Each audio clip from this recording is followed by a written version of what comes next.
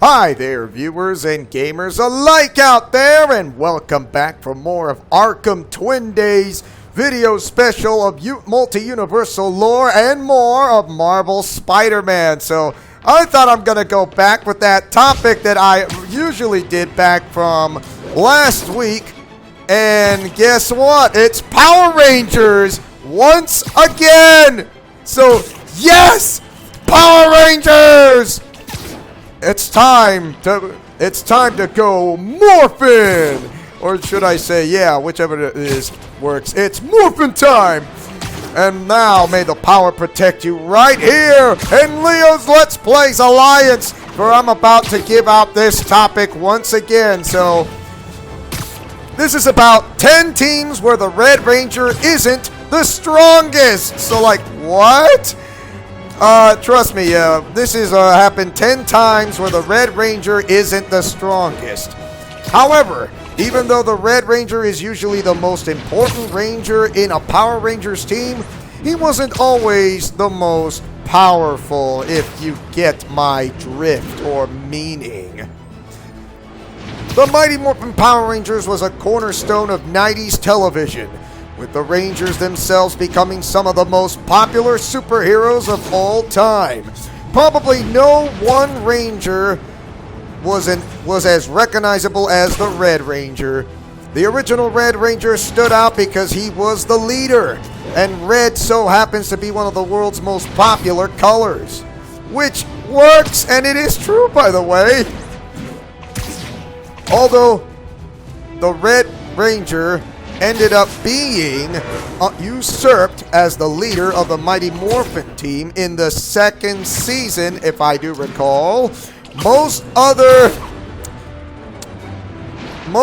preceding seasons would follow the formula of the very first season.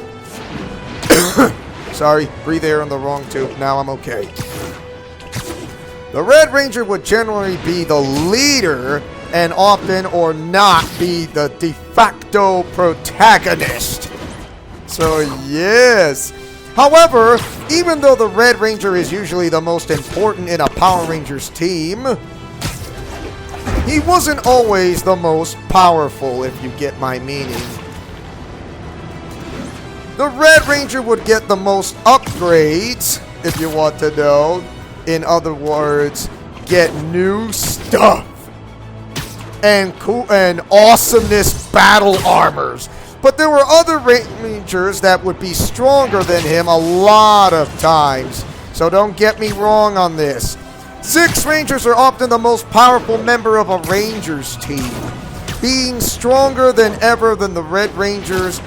Sometimes the Red Ranger may not actually be any more stronger than the other normal Rangers by that sort of figure. No, and we're going to start off with the top 10 in no particular order. Number 10, Mighty Morphin. The original Mighty Morphin Power Rangers of the 90s, which I've watched as a child in the 90s. Though the original Red Ranger, Jason Scott Lee, ranks as one of the strongest Rangers of all time, he is often overshadowed by the series' first 6th Ranger, and that is none other than Tommy Oliver. Tommy Oliver started as an evil Ranger working for Rita Repulsa, going toe-to-toe against Jason and the other Rangers. Tommy's powers were arguably greater than Jason's ever were. Once Tommy becomes the White Ranger and Jason leaves the team, the Red Ranger ended up being Rocky. Rocky wasn't that good of a Ranger, and Tommy was easily much more powerful than he ever was. Of course, Rocky was a Red Ranger, of course. He was kind of like the second in command, but not as a good enough leader, but second in command, but he was a lot better as the Zeo Blue Ranger. Way better as a Zeo Blue Ranger, if you want to know. So I get plus points for that. Number 9, the Aquatic Rangers. Yes, after the Mighty Morphin team of Power Rangers was turned into children towards the end of Season 3, Zordon brought in Rangers from the planet of Aquitar. That's right, Aquitar! And I remember watching that TV show, which only lasted like, I would say maybe 10 episodes, the Mighty Morphin Aquatic Rangers, because the team of Mighty Morphin Power Rangers can't transform because of what happened, and now the fusion coins are gone. None of the Aquitar Rangers stood out amongst each other in the terms of power. Based on the few episodes they appear, the Red Ranger didn't showcase any special abilities or powers that made him the best Ranger on the team, per se. So, yeah. It only lasted like 10 episodes, and that's about it, because why? The ratings were starting to go down, and they had to bring in Power Rangers Zeo. The ratings kind of went up, but not enough, and it started to go back down again, and then they had to bring in with Jason Scott Lee, aka, if you want to know who plays as Jason Scott Lee, is Austin St. John. The ratings weren't that high, but it was going up. It was starting to go up. Number 8, Power Rangers Time Force. That's right. Why Time Force, you ask? Power Rangers, which is also one of my favorite TV shows, if you want to know the Power Rangers franchise. Power Rangers Time Force is actually the last time that the Red Ranger wasn't the team leader. The leader was Jen Scott, the Pink Ranger. With that said, Wesley, short for Wes Collins, aka the Red Time Force Ranger, was still arguably stronger than most. He had a battleizer armor that he received from a knight, which put him ahead of the team's main 5 Rangers. However, his powers are somewhat dwarfed compared to the 6th Ranger of the team, the Quantum Ranger, if you want to know, when he goes into Mega Battle mode. The Quantum Ranger had his own battleizer, as well as access to quantum power and the Q-Rex sword, which is awesome sauce. I mean, who would not want to have a Q-Rex sword? I mean, that is amazing. Number 7, Power Rangers SPD. SPD Emergency. That's right.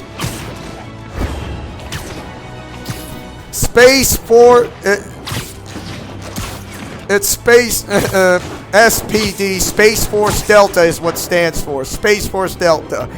All the members of the B Squad in Power Rangers SPD have a set, which is really, really good. I mean, the TV show is kind of like a combination of the Power Rangers Turbo with a bit of RoboCop with Star Trek and Star Wars combined. So, with Megazords, like with RoboCop a little bit.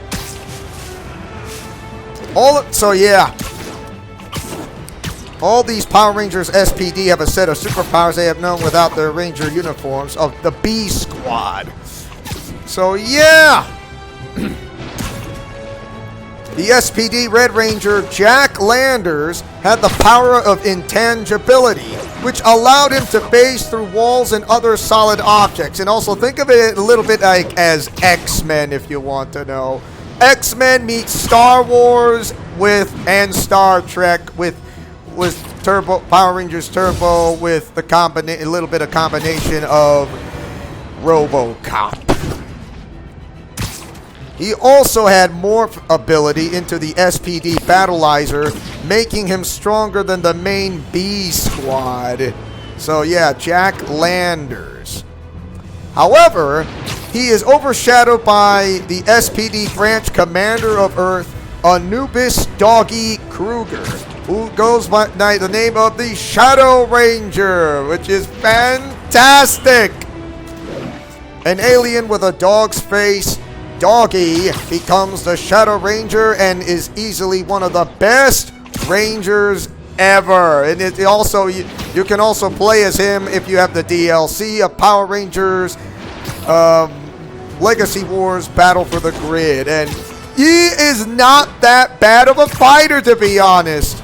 Of course, I know who the voice actor who voices the Shadow Ranger, and it's none other than Ryu and Adult Gohan from the Dragon Ball universe. Hey, Ryu and Adult Gohan, it's Kyle Herbert.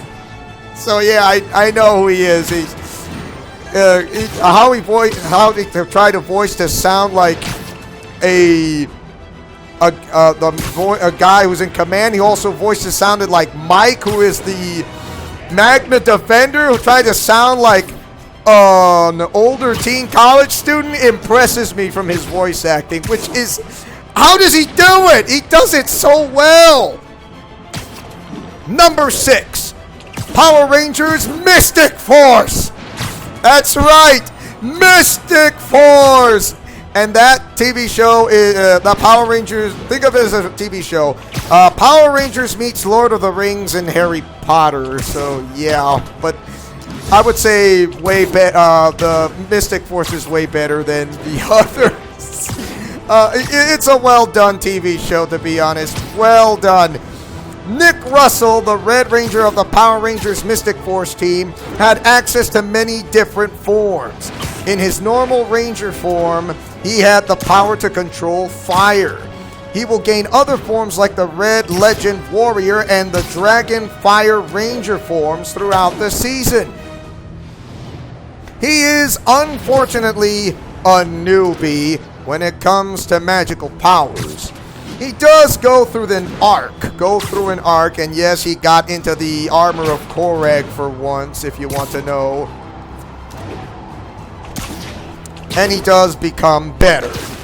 But he is overmatched by his biological dad, Lianbo. Lianbo is the fearsome wolf warrior, a ranger so powerful that hardly anyone could take him down by themselves. And yes, he is the guy who wore the armor of Korag, but then when he was the anti-hero, and then I do remember he has all the memories that he carries from what he had in store and what he had in mind. I remember fighting against the Power Rangers of Mystic Force, and then he remembers that he had a son, and it was right in front of his own eyes. It was the Red Ranger, right in front of him this whole time. Of course, he had to come back. I mean, still wearing the armor of Korag, he says, I wear the armor of Korag, but my heart is that of Lianbo. And he wore the armor of Korag as the good guy. It went from anti-hero to hero from the armor of Korag to having his own Wolf Warrior armor right in front of our eyes. And that is how I like the armor Korag. He's like one of the best anti-hero or anti-Power Ranger heroes I've ever seen, and I absolutely love it. I really do. And Mystic Force is one of my favorite TV shows to watch. Spot on. Definitely a great TV show. Number 5, Jungle Fury. Like, what? Trust me, it's there. A group of martial arts students who were forced into accepting a ranger's powers to defeat a long-sealed evil. The Jungle Fury Rangers are some of the more well-trained ranger teams in the franchise. Casey Rhodes, the Red Ranger, is a very talented fighter. A very talented fighter as is. However, his lack of a real battleizer armor didn't really put him ahead of his peers. If anything, their mentor, should I say, his name goes by the name of RJ, who becomes the Violet Ranger, Violet or Purple Wolf Ranger, was proven to be far more efficient in the art of taking down enemies. RJ even turns into a threatening werewolf creature Casey can't match that kind of pure animalistic instinct. However, he's no longer the werewolf that he used to be from what he carried. He's now back to normal and not the werewolf type of guy who howls at the moon and becomes the NWO Wolf Pack. Let's see what I did there. Another meme of WWE. Or more likely WCW of the Wolf Pack. Oh my gosh. Yeah, I still get memes of WWE, and it works on any kind of video game and works on Japanese anime as well, including the DC and Marvel universes. Really, really much. So yeah. Number 4, Power Rangers RPM. Another one of my favorite shows, but it does have a dark storyline. It has a slice of comedy, slice of drama, slice of life. The TV show series is a combination of RoboCop with, how do I say, Mad Max? The Mad Max movies? Yes, the Mad Max movies with Power Rangers combined. So yeah, I think Power Rangers meets Mad Max and RoboCop in the so distant future. Often or not, the Red Ranger will not only act as leader of the group, but they would also be the main protagonist of a season.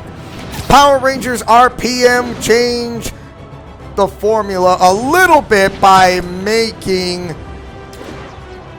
the Black Ranger more of a focal character, definitely, over the Red Ranger, who was still the team leader. Can you believe it? Like, yeah, that's how strong the Black Ranger is. Often or not, the Red Ranger would not only act as leader of the group, but they would also be in the main protagonist, all the season. So, yeah. Scott Truman, the RPM's Red Ranger, that's him, was an efficient leader. However, he lacked a real battleizer, and he didn't have any unique powers that separated him from the rest of the RPM team members. So, RPM, get in gear! Yeah, I've watched the TV show. Oh yeah, by the way, Jungle Fury, think of it as a combination of Power Rangers meets Bruce Lee and George of the, Bruce Lee and George of the Jungle. A little bit. So yeah, a little bit of George of the Jungle and Bruce Lee combined with Jackie Chan. So yeah, like, this is how you need to walk in the ways of the warrior if you're the type of if you are that type of what type of animal, or think of it like a little bit of Kung Fu Panda if you want to know. So yeah, the combination of Bruce Lee, Jackie Chan, and Kung Fu Panda meets Power Rangers. Number 3, Super Samurai. This is a situation where the Red Ranger is very strong, and yet almost everyone else on the team is just as strong. In Power Rangers Samurai and Super Samurai, which is not a bad not a bad show. It has its own storyline. It has its own dark storyline, and the storyline is really good. Super Samurai and Super Samurai. I would recommend to watch that. It's really good. It's a really good TV show back in 2011 and 2012. All the Rangers can transform into more powerful forms. The Shogun form, or the Shogun form, which is one of the strongest, can be accessed by any of the Rangers, though only one at a time. So that means the Rangers were all more or less equal in strength. This will be a trend for some Power Ranger seasons in the 2010s, which I have seen. Jaden Sheba, Jaden Sheba, if you want to know. The Red Ranger was the original, but not her, you know, her relative, if you want to know.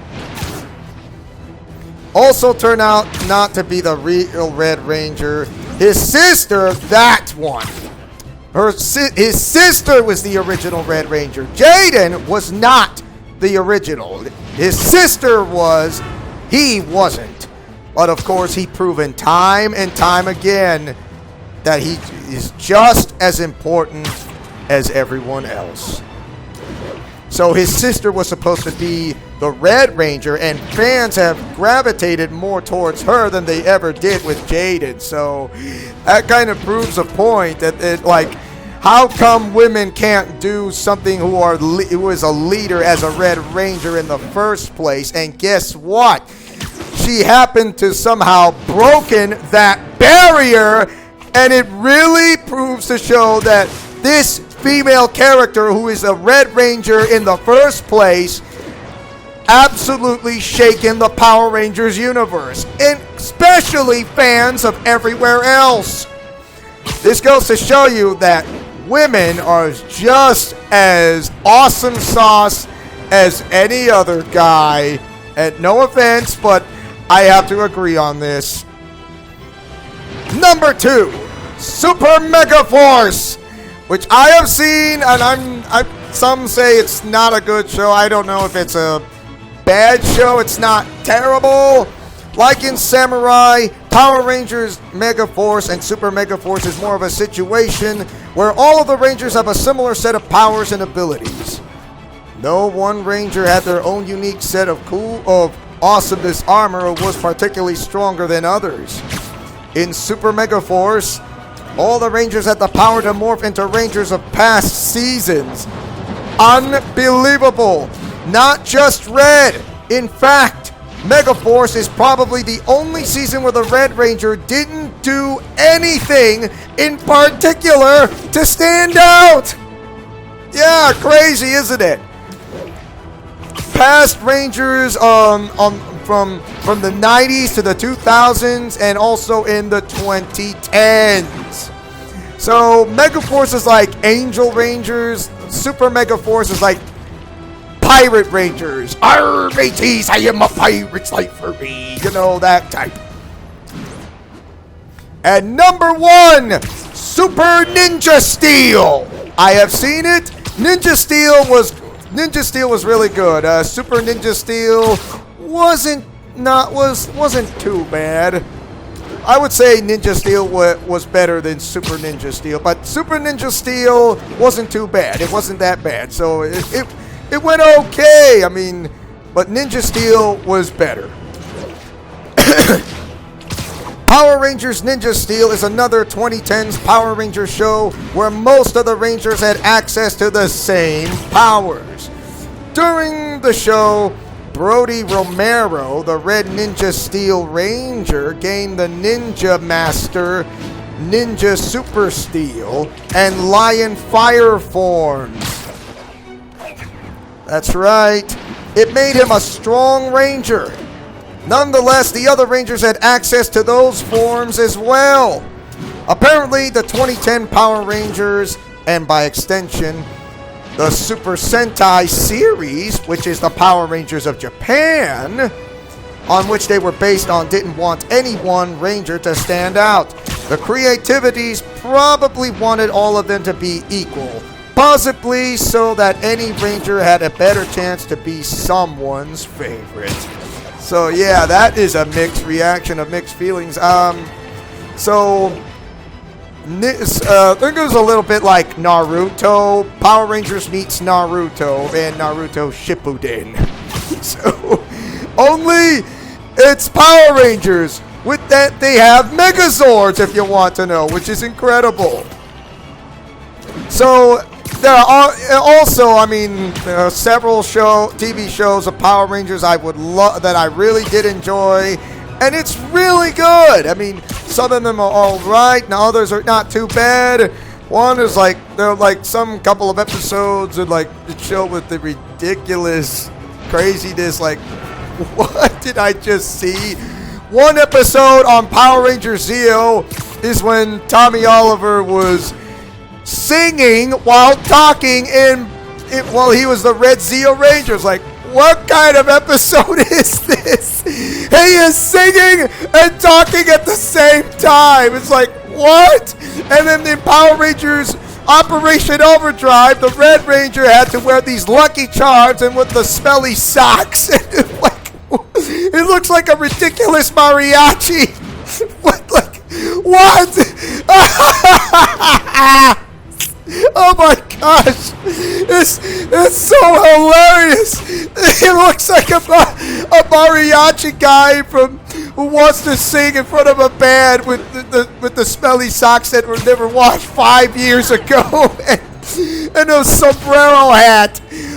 Oh my gosh. And the shredded t-shirt. Like, I don't know what I got into this, but it was the most. Oh, you have to watch it. I mean, it's just so darn funny. I can't stop laughing when I remember it. Tommy, while singing and like getting her, it's like what? And then the Red Ranger wearing the Lucky Charms and having bad luck, being cursed by bad luck. Oh my gosh. So tell me, what do you guys think of this universal lore of Power Rangers in Marvel Spider-Man? Do you like it or hate it? Mash that like button and or share this video of this heroic music that fits so perfectly. Who takes chances making mistakes and getting messy, who likes peanut butter and chocolate in her breakfast for dinner, and also the Fiend himself, who now rules this channel and not me anymore. Godspeed, play safe, and shalom. Make that I'm in second in command and he is first in command. Remember to fight with honor, love, truth, and justice, and I'll see you guys next time for more of Arkham Twin-Days. Friendship is magic for everyone in Arkham Twin-Days, especially when the Fiend is first in command.